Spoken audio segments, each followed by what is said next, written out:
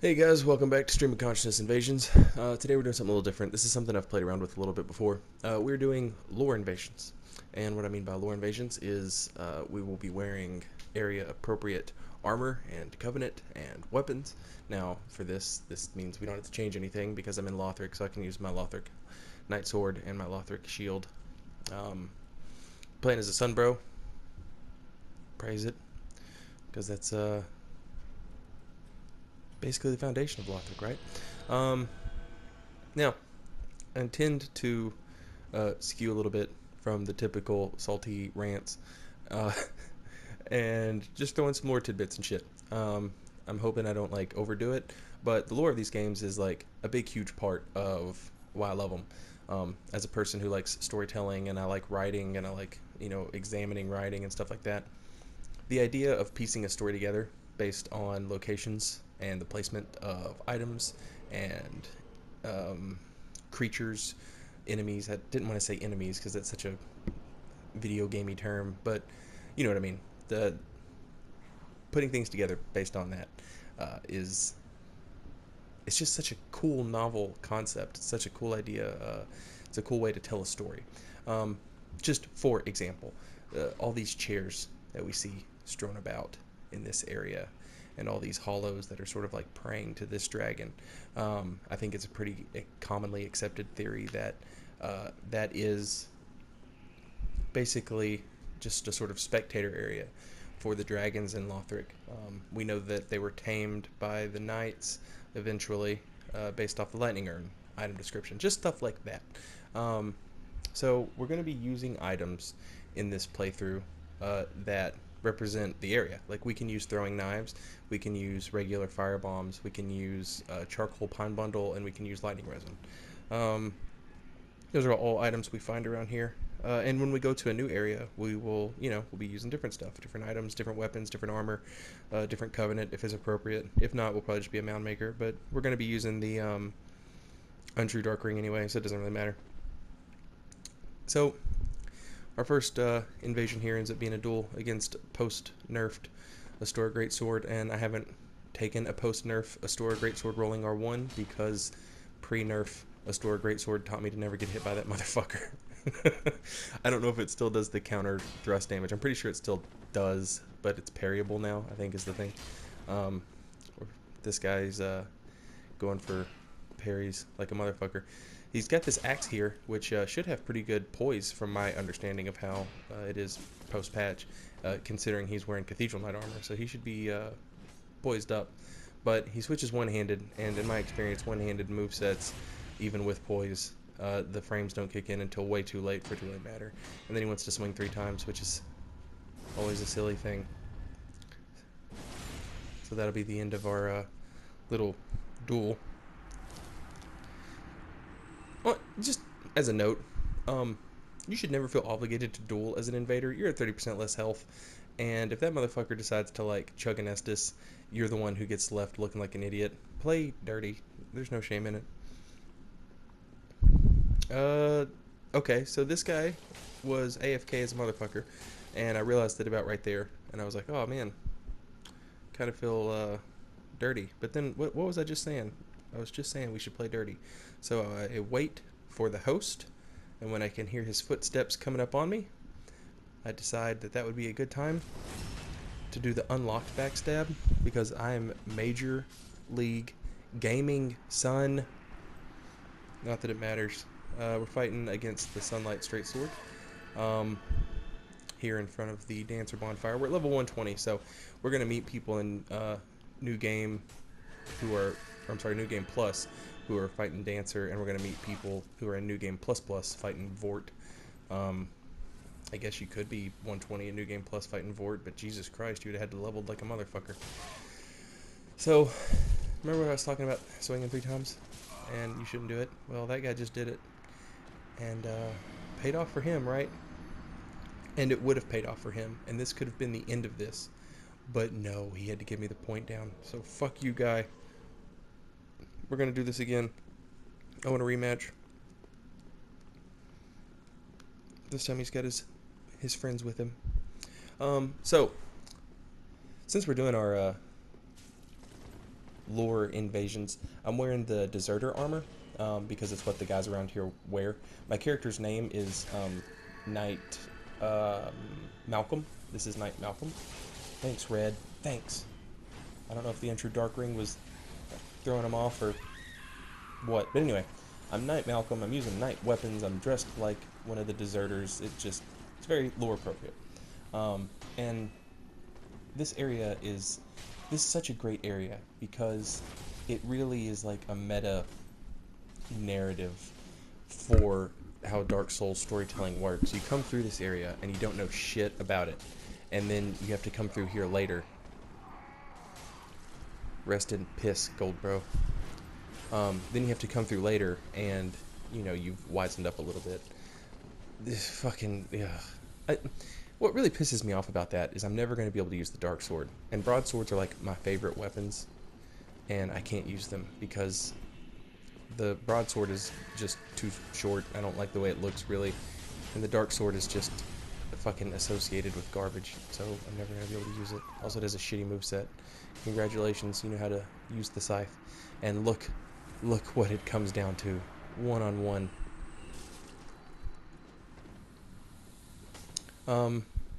So yeah, this is such a, like, I don't know, the lighting in this area is done really well, and I like the fact that we have all these Londor pilgrims, like, crawling towards the dancer. I imagine, though, it's not the dancer keeping them out. I would think it would be Emma, because these guys are basically looking for a Lord of Hollows, and if people know that Lothric has no intention of linking the fire, then they could totally, you know, he'd be a great candidate for usurping the fire. So I think that's why the Hollows, the Hollows, the Londor pilgrims are trying to make their way here. I don't think the dancer would give a shit one way or another if the pilgrims made it inside, but I think Emma definitely would, just based on how things work with her, and she represents one of the pillars of rule in Lothric in the priestess. Oh, I'll get that tears wrecked, son. Get rolled on. She represents the priestess, and then we fight someone who represents the knights in Albert during the big 3-on-1 with we actually fight every pillar with the exception of the priests. Albert representing the knights. Ooh, get that partial. Krimhild representing the scholars, and I can't remember the last hunter's name, but he obviously represents the hunters when we get to Lothric Castle. But we'll go over that when we get to Grand Archives.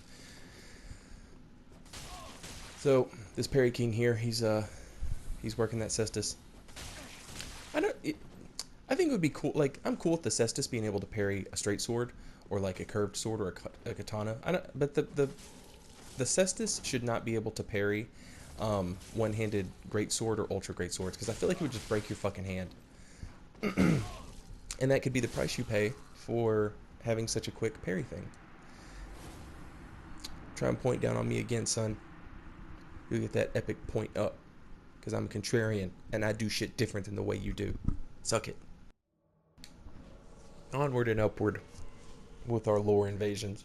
I gotta think of like a clever name for these. This is an awesome spawn point because we can talk about this. You remember when everybody was saying that this statue, or not everybody, but people are arguing, they're like, oh, is it Pontiff Sullivan? He's using the Great Sword of Judgment, and he totally is, but that is totally Lothric. It's totally Lothric. He's got the prayer robes on, and now the DLC is kind of like put that to bed, because we know Pontiff is from the Painted World. So it does, you know what I mean? Like, the statue is obviously Lothric. I don't think there was ever supposed to be any debate, but there was, for whatever fucking reason. So, but yeah, that's totally Lothric. Also, it's an excellent framing device. It's an excellent narrative device because he's surrounded by the evidence of the Civil War that's going on. I'm not wearing the Leo ring, so I got like a 300 damage counter instead of the 700 I would have got with the fucking Leo ring on. But that's the price you pay to look good in your deserter armor. We're not wearing the legs because I don't like the legs. I don't like how it shows your hollow little kneecaps. There isn't any gloves that cover up the legs, though. Alright. Oh. Oh, we're gonna get him with the fucking, the light crossbow. We could use the night crossbow, because that one Lothric knight over there drops it. But, fuck that. Oh, I'm coughing like a motherfucker. Excuse me. I'm just getting over strep throat. I don't know if you guys could tell or not on my last video, the Learn to Invade. That was all silly and goofy. Anyway, we'll go over more of this Civil War stuff, because it's really interesting to me. And this is a great place to spawn for that. We are in what I believe is a... actually, I don't believe. I'm 99% certain. This is a...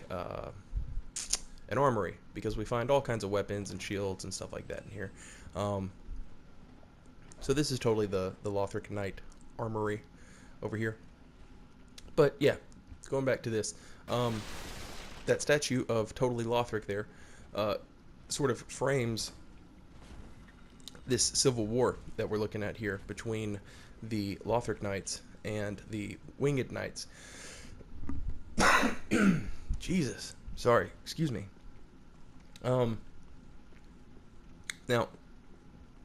we know that based on the Winged Knights armor description, which, if we have a minute, we can totally go over that. But I like the fact that the statue of Lothric is set right in the middle of this scene, because it gives you an idea. It's excellent foreshadowing for what's going on with the state of Lothric that we find it in. So the armor says, worship of the divine messengers is viewed as hearsay in Lothric and unrecognized by any of the three pillars of rule. This is believed to be why Gertrude, the heavenly daughter, was imprisoned in the lofty cell over the Grand Archives. So we've got this winged knight here, and he's basically patrolling around, and that sword that we see in the ground there is the same one, I believe, that's on the model of the knight. I would really like to know what's in that door, because they've got it boarded up to sort of, which I think invokes the feeling of it's like forbidden, and there's the statue of the two ladies there on either side of it, and I think that probably has something to do with the angelic religion. There we see the gargoyles that will be protecting Lothric once we make it to the Grand Archives. There's our party. We'll head that way. That sword, though, that's in the ground is different from these that we find only inside these guys. The Winged Knights have been stabbed with Lothric Knight swords. So, just based on the fact that the Lothric Knights have, you know, been battered and had their heads removed and stuff like that, and we find, like, those swords in the ground, and then compare that to the actual Lothric Knight swords we find stuck inside the Winged Knights. Pretty obvious that it was some kind of skirmish going down.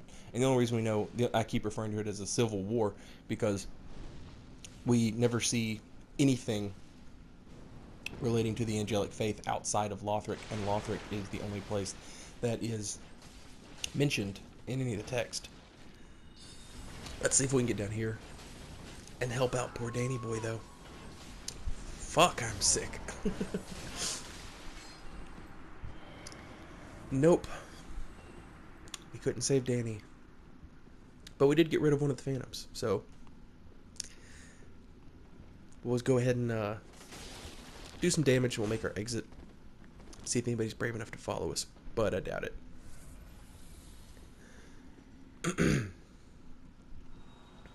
Another cool thing is there's some Lothric Knight capes that are sort of draped on this railing here, right there.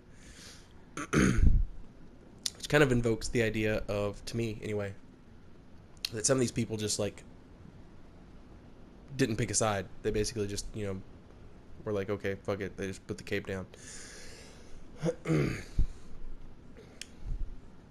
Well, also, hey, Danny's back. Also worth noting is the Elite Knights We'll call them that. They're the red-eyed Lothric Knights, but they're like the elite version, I guess. Those guys wear the blue capes, much like the Cathedral Knights, who we later learn are actually from Lothric. Danny is about to get killed again. Fucking Danny. Daniel's son. Jesus. Well, last time we were up here we killed a Phantom. Let's see if we can kill another one. This isn't the host. The host's name is something of Astora.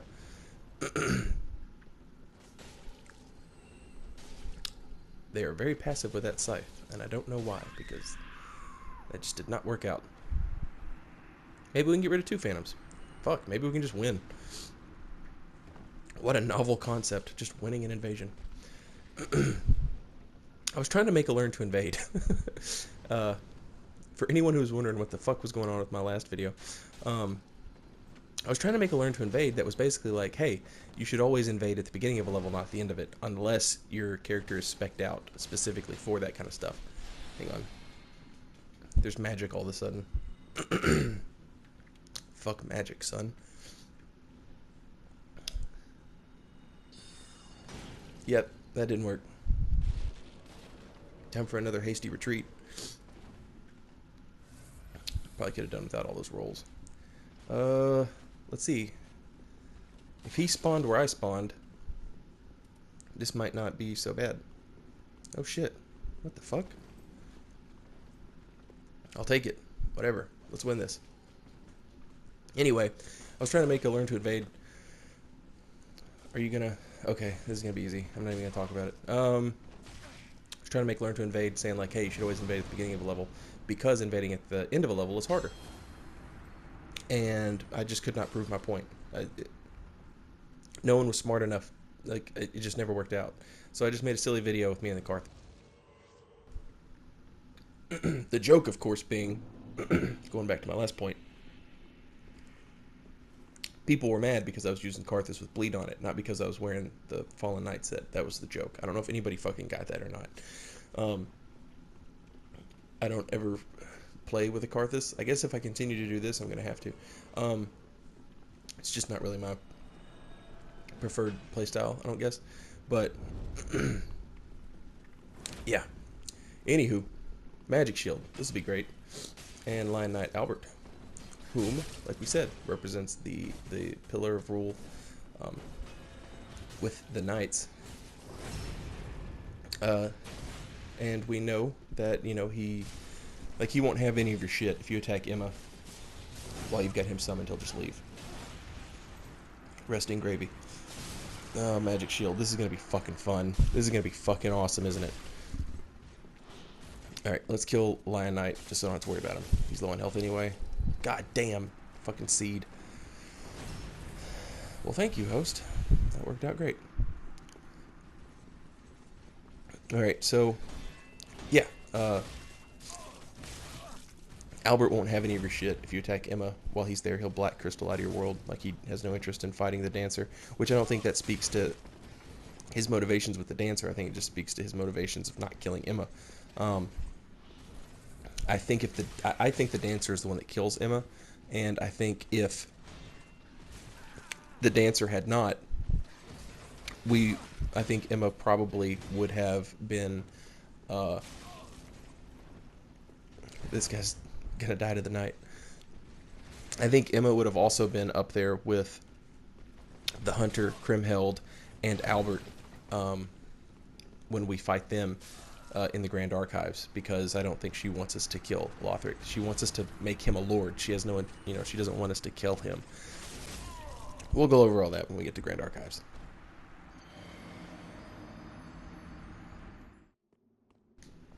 The meta narrative I was talking about. You play Dark Souls, you don't know what the fuck's going on, you read all the item descriptions, you get to the end of the game, and suddenly you know what's going on. Holy shit. 4 guys. Okay, let's do it. Eat a crossbow bolt, dick.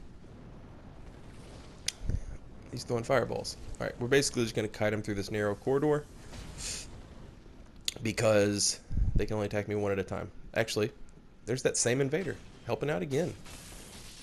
In and out, son. In and out. Now you're getting fucked up. Now you're getting fucked up. Uh-oh. Here comes the move. Let's see if he can do it again. I don't think he can, guys. I don't think he can. Wow, good move. I'm so fucking sick of seeing that fucking anime bullshit. I'm sorry. It would be super cool if people did anything other than that fucking move. Same thing with the fucking Farron flash dance. If people did anything other than the fucking breakdance with that sword, it would look cool. But it's the only button for that fucking weapon, apparently. Sorry, I went on a tangent. Hey, look, it's my boys. Yeah, it's the Hollow Army, son. We're all in deserter gear. Actually, none of these guys are wearing it except for that one guy who died. Not the Phantom. The Phantom died, but that's not who I was talking about. Also, this has worked out really well. Holy shit. I take it all back. What do you know? Wow, what a great move. It'll catch me by surprise the next time you do it. I swear to God. He doesn't press the other button. Maybe he will. Nope.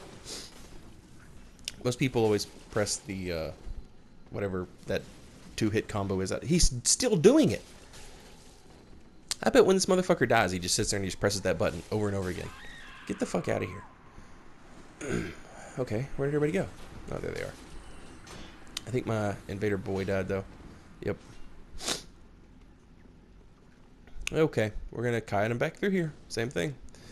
They can't both attack me in a narrow corridor. So, you're basically just doing this so that you're the one that controls what goes on and when it goes on. And now I'm going to turn around, and we're going to do the exact same thing. Here we go. And eventually I will either kill the host or the gold. I should have plenty of Estus. Fuck! That should have hit. I mean, maybe it shouldn't have, but I should have. It should have hit for me, because I picked. I'm the one that did it. I'm the greatest. More evidence of Civil War stuff here. We see the Lothric Knights still spread all about. Hey, our guy's back. Oh, you guys are fucked now. Do fire surge. I don't give a fuck. Sorry. My voice is still fucked up. Not my voice so much as the other thing. What is it? Lungs. Yeah, those are fucked up. Lungs and throat. Phantom returned home. Oh, now you're fucked up. Yep. Nope. You're not quick enough. Praise it. 420, praise it, son. Don't do that. Say no to drugs. It's the powder of love. The repair powder. Oh. Unable to summon Phantom. Hey, it's the same guy. Maybe this time he doesn't have an army with him. Nah, by himself. So yeah, we can use lightning resin because we find it here. So we'll buff with that. Oh, double buff. That is a smart move, sir. The rarely seen double buff. His sword now does double fire, which is incredible. See, what actually happens is he becomes invincible because of the double buff. So he did manage to get one Phantom through. He's using the Hollow Slayer Gate Sword. So, I'm going to try and drag him back to one of these Lothric Knights, which I would like to talk about the Lothric Knights, because I use both their weapons, the sword and the shield. I'm sure anybody who's watching these videos has probably deduced that is my favorite weapon combination. I love the atmosphere of Lothric, and the way everything sort of feels like a callback to something that we don't know anything about. Does Lothric, the sword and the shield, and I'll try and read the item descriptions if I get a chance. But it's like there's this aspect of them, according to the Night Ring. Ooh, that was smooth. Did y'all see that? R1, R1, R2, roll R1. That was nice. Hang on here. Let's pull up the shield. Um, and here's the sword. The shield refers to them as the renowned Lothric Knights, and it talks about how, they fought alongside the dragons. And then the sword refers to them as venerable, I think, which is along the same lines. But the interesting part of the sword to me, and I've read this thing a million fucking times because it's my favorite weapon.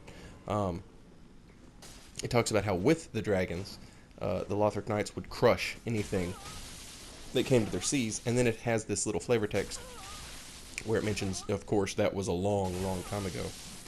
Another Phantom, come on, goddamn. Which is sort of like kind of Dark Souls 2Z callback, because that's like every line of dialogue in Dark Souls 2 says, of course, that was a very long, long time ago. So we've got this very Dark Souls 2 item description. And then if you're one of the people that buys into the theory that Aldia is the first of the scholars heal, which I think he definitely was, that makes him one of the foundations of Lothric, because the scholars are one of the pillars of rule. Then the use of the word venerable in the Lothric Knight Sword weapon, which venerable means worthy of honor just because of its age. Those two things sort of tie in to one another. Also, Aldia's experiments on dragons, etc., etc. But my point is, like, look how fucking much grass there is over this hollow. Like, the pilgrim there. Everything is preserved because of the curse in, like, this state of undeath. So it's like, this was old before we got here. This was an ancient fucking occurrence before we got here. And there's no telling how long it was that Lothric was actually, like, a thriving city. I'm done for today. If you guys would like to see more of this kind of shit, let me know. I would be happy to keep it up. I could talk for fucking days.